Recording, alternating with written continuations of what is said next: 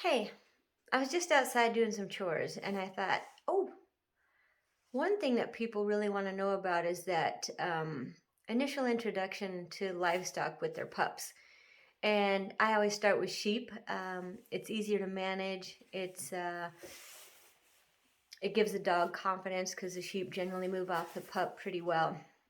So what I normally do is I put 3 sheep in the round pen, and I don't want dog broke sheep that are standing on my feet already because then there's really no job for the dog because initially we want that dog to learn how to fetch and bring us livestock. So if the sheep are already standing on my feet, the dog's like, all right, what's my job? So what normally happens is people get to circling the dog and uh, I just don't want my dogs to circle. I know there's 1,000 ways to do this. I'm just giving you some ideas if your way either wasn't working or if you didn't have a way. So, what I like to do, I want the dog to have control of his livestock, which means control of the sheep or the cow's head. So, when I first approach the livestock in the round pen with a puppy, we'll just say 6 months old, I put him on a long line and I go in the round pen. Now, I'm watching what the dog is doing. What's his thought process? Is he reacting to the sheep? If the sheep move, does he get kind of crazy? Or does he respond to the sheep? Does he approach him with a plan and with his tail down, with a little confidence? Or is he approaching them like a predator? So, my job is to see what's going on in his mind and then help him out. So, if I approach the sheep and this dog is just straight line going at him, I'm going to go in there and I'm going to get those sheep. I don't want that. So I will take him back away from the sheep and we'll approach him again. I also will have a flag. So if the dog is on my right, I have the flag in the left hand. And if the dog approaches his livestock and he's wanting to turn off, pick up that shoulder and move it into a flank, I will reward that. That's the right thought process. So I will give him plenty of long line to go do that thing. If he changes his mind and he's going straight back at him, I will pick up my flag and I'll apply some pressure on the left shoulder of him. And if that works, if he picks up his shoulder and moves off that pressure of the flag, I'll give him more line. I'm rewarding him for the right thought process here.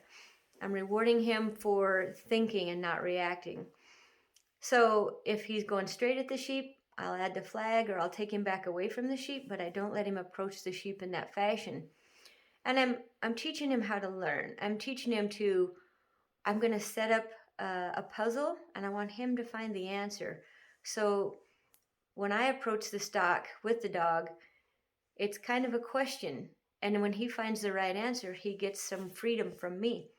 I'll give him more line, or I might even let the whole line go depending on how the dog reacts or responds. But what I don't want to do is teach him to go in there and chase sheep and be ridiculous and bite the heck out of things. I don't want to teach him that. I want to teach him to go in there with a plan. So if the dog is just reactive and I can't get the flag to work and I can't encourage him to pick up a shoulder and make a flank, then I'll just put him away and we'll try again in 3 or 4 weeks because his brain is what's determining these thought processes. So if his brain is in puppy mode, we might as well just wait. But at 6 months old, I've had a lot of dogs just take off. They're like, "Yeah, I can do this." So, and I will reward that with some freedom and let him go approach those sheep.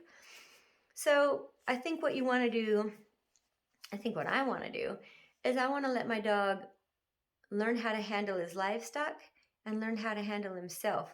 So, this is why the first initiation with sheep, in my opinion, is very important. We're setting a precedent here. Like, if you do the right thing and I like it, I'm going to reward you. I'm going to let you have your livestock. If you're just being crazy and puppy like, no livestock today. So, anyway, that's my short thoughts on how to approach livestock day one with your puppy.